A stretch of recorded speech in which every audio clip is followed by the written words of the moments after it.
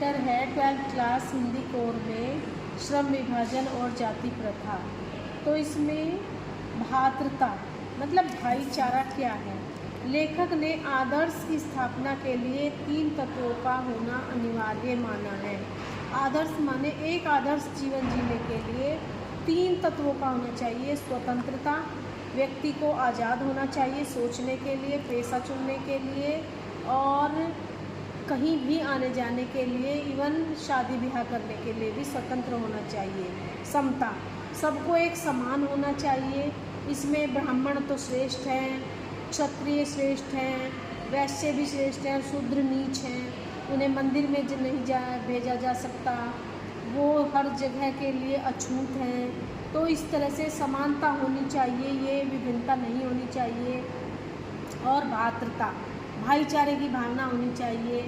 दास प्रथा नहीं होनी चाहिए। हमारे वर्ण व्यवस्था में दास प्रथा थी कि जो ब्राह्मण थे वो सर्वश्रेष्ठ थे और सभी उनके फिर दास थे, और शूद्र लोग तो बिल्कुल ही सभी के दास थे, सभी की सेवा करने वाले थे।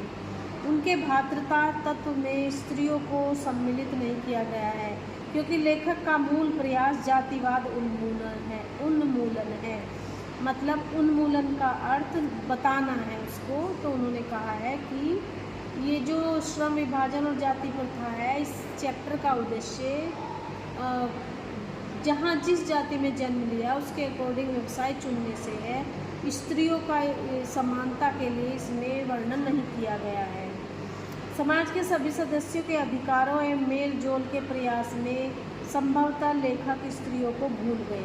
उसी टाइम जब नीच जात जिसको बोली जाती थी, शूद्र बोलते थे, अछूत बोलते थे, उनके बारे में तो भीमराव अंबेडकर ने बहुत लिखा, लेकिन स्त्रियां भी उस समय में बहुत नीच और बिल्कुल मानी जाती थी। दास प्रथा मतलब एकमात्र शादी करके आई हुई दासी है घर में।